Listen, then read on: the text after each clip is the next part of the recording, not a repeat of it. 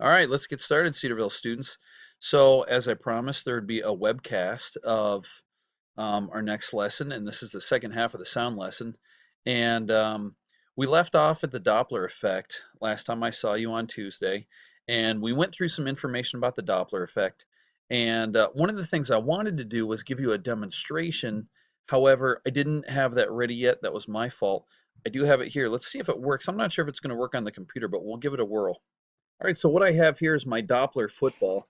The only crummy thing about this is the microphone here is very directional. We're gonna give this a whirl, and I've got some a battery in here, and I've got a wire in this football.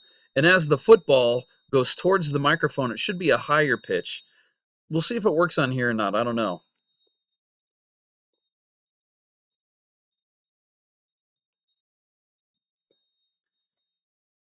And if we were to throw that across the room, you'd be able to hear the sound increase in pitch as it's coming towards you and decrease in pitch as it's going away from you. Just as this, illustration up here, where I can't find my mouse, here we are. Just as this illustration up here shows you, the ambulance is actually moving towards the person, which these waves are squished, they're closer together. Therefore, if they're closer together, they have a higher frequency, the pitch sounds higher. These waves over here, they are stretched out, therefore they have a lower pitch and a lower frequency. So this is part 2 of our lesson. This is actually Shiloh 2 years ago, no, last year on her second birthday. But let's move on. So first off, any collection of sounds that are deliberately used or regular in pattern, that is music. At least that's a scientific definition of music. Sometimes people say, oh, what you listen to is music. It's not what I listen to, but this is just for fun. I don't know why I added this in here. What's the greatest rock band of all time? Well, of course, that's Van Halen. And if you wanted to watch some Van Halen, just do a YouTube search for Jump. But we don't have time right now to get through that. I don't want to waste your time with that. So if you wanted to, search for Van Halen, and Jump is the song. It's classic. It's good stuff. Okay, so let's talk about frequencies. We did discuss frequencies earlier when we talked about waves and even the first part of sound, but it says every material or object has a particular set of frequencies at which it vibrates. Nikola Tesla, remember, he was obsessed with frequencies. He said, if you want to find the secret of the universe, think in terms of energy, frequency, and vibration. No, that is not on your test, nor is Nikola Tesla. However, you will have to know about vibrations and you will have to know about frequencies. So it says, when a material or object is made to vibrate at its natural frequency, that's called resonance. And we discussed resonance before. We discussed resonant frequency with the bridge and things like that. But resonant frequency has a lot to do with sound. And we'll explore that thought here in just a little bit. First off, sound quality describes the differences between sounds of the same pitch and loudness. Sound quality is made up of overtones. We'll get into that. And so you might be thinking, what's an overtone? An overtone is a vibration whose frequency is a multiple of the fundamental frequency. Duh.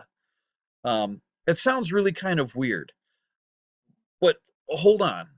Um, when we're talking about an overtone, we're saying that an object has to have a fundamental frequency. The fundamental, which is kind of like basic, the fundamental frequency is the frequency at which that object is essentially made to vibrate. Um, Take a look at this. Here's a guitar string.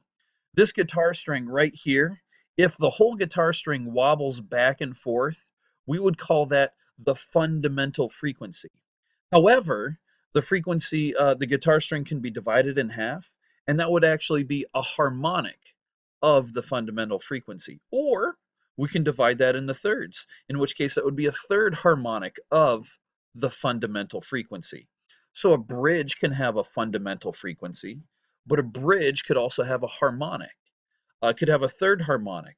It could have a fourth harmonic because the bridge could wobble back and forth, but it might wobble back and forth in two pieces.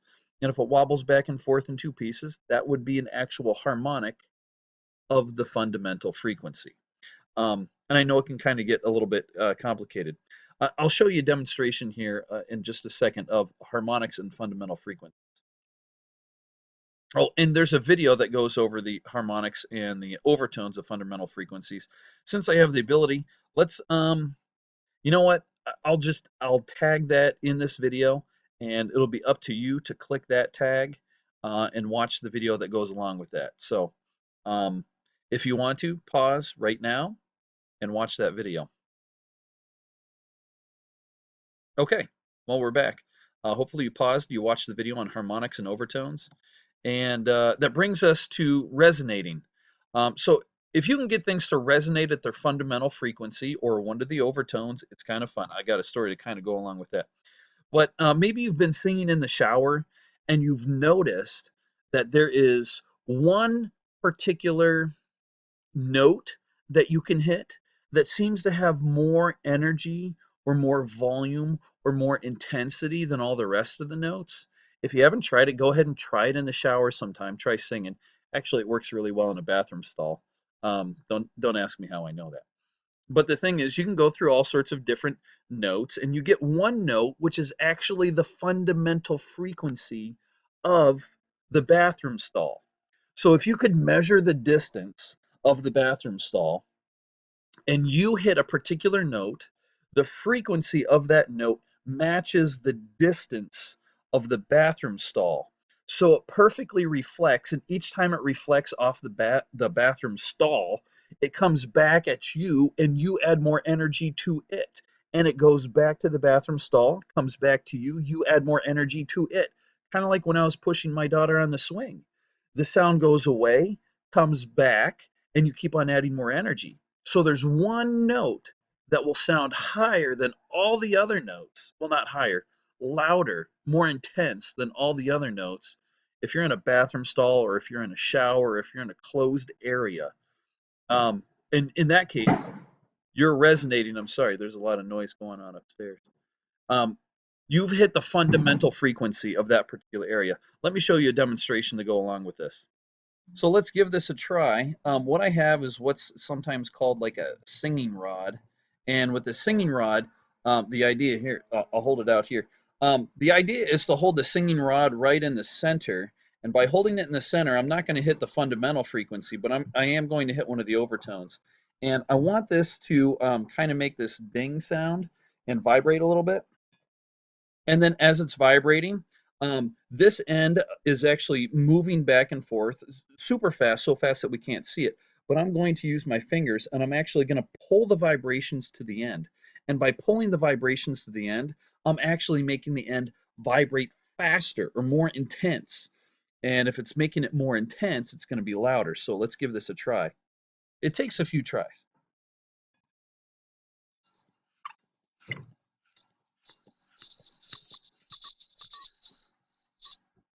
Is really loud.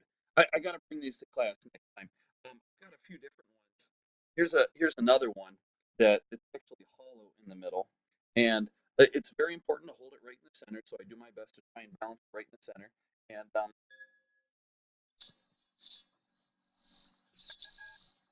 it's crazy loud.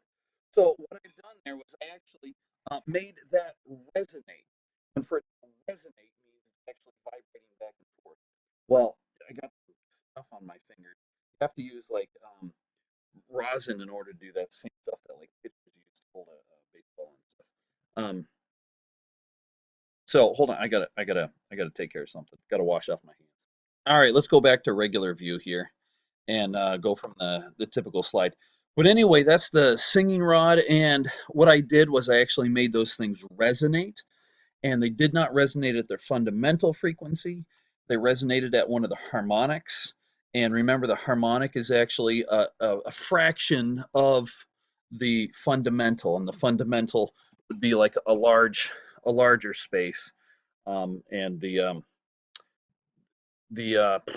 what was I just thinking of? I can't remember what I was just talking about. The fundamental and the harmonic. So the harmonic is a smaller section than the fundamental. Okay, let's move on. There's a pop quiz that goes along with that. This is just for fun again. Who's got the best guitar solo? Van Halen Eruption, played by a 14-year-old girl, or Sweet Child of Mine, played by a silly 7-year-old. Both of these are amazing videos. Again, I'm not going to waste your time right now by watching those, but that was just for fun. that I had in there a while ago. Anyway, let's talk about the quality of sound. The quality of sound is known as acoustics. Acoustics is how sound sounds. It's the study of how sounds interact with each other in the environment. So if you go to the DMC, there's the recital hall in the DMC, and the recital hall has a slightly different shape than a lot of other places. That's because sometimes there can actually be constructive or destructive interference in certain spaces. Now, with this kind of concert hall or a place in the DMC, it's actually meant to make sure that there is no constructive or destructive interference, to make sure that there are no dead spots where the seats are.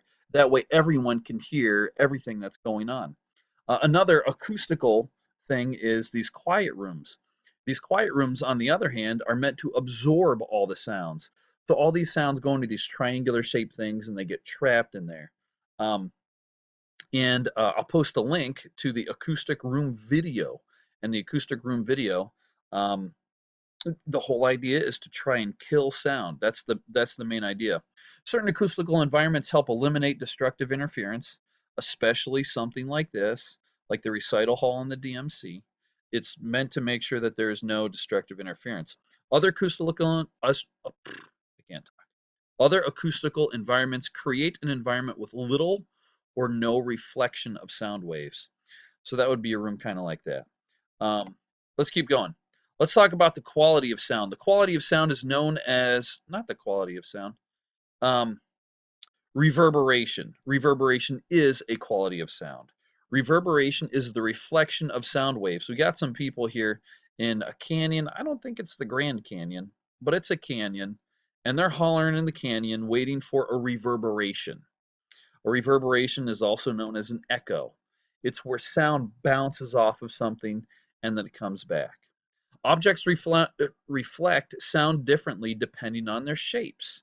So if it's got a flat shape, it might reflect sound differently than if it's got a curved shape. It all depends on the shape of that particular object, and they all reflect sound a little bit differently. Um, so let's go on to the next thing, a practical use of reverberation. Remember, reverberation is reflection. So what is a practical use of reflection? One of those practical uses is echolocation. It is the use of reflected sound waves to determine the distances to locate particular objects. So we've got a bat here, and remember, bats can actually make their squeaks at a very, very high frequency, a very high pitch, a pitch that we can't hear, somewhere like 30,000 hertz. And whenever it squeaks, that sound hits something and bounces back. It's the same idea. Whales do the same thing underwater. It's just that we can hear some of the things that whales say, I guess, or speak. But as the sound travels through the water, it hits something and it bounces back. Why would they need to do that if they have eyes? Well, the sperm whale dives so deep, it dives into like the abyssal zone of the ocean where there is no light whatsoever, so its eyes are completely useless. The only way for it to find its food that far down is to use some echolocation. And so bats, dolphins, and whales use echolocation to find their food. Oh, I was wrong. Bats can use frequencies up to 100,000 hertz. There's no way we could hear that. Remember in class we tried using our frequency, tried to see what the highest frequency was that we could hear. And for me, that was just shy of 16,000 hertz. Some of you guys were able to hear around up to 17,000 hertz. Bats can hear up to 100,000 hertz. I highly encourage you to pause for a second and watch this video about the boy who uses echolocation. Go ahead and pause now. So this boy who uses echolocation, essentially what's going on here is the clicks that he's making are bouncing off of things, and it kind of makes an image of sound where he is able to hear um, walls in front of him by clicking off of the walls, or he's able to hear uh, different things in his path when he's walking around. So he's able to find his way through his house and through his neighborhood and almost anywhere simply by clicking. Um, so another use of reverberation is sonar. And with sonar, basically, sonar uses the reflection of sound waves to locate objects underwater. You might have a ship and the ship is beaming sounds down, and then it waits a while for those sounds to bounce off the ocean floor and then come back.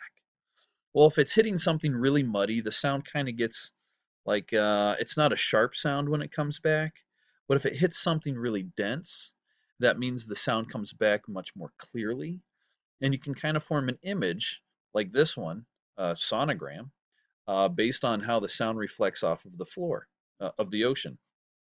So objects with different densities reflect sounds differently.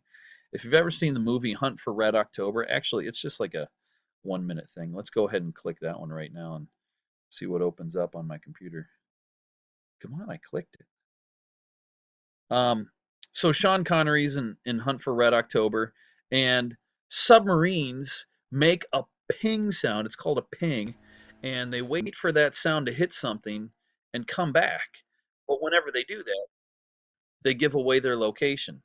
So let's go ahead and take a moment to listen to this. I think everything that's on my screen you'll be able to hear.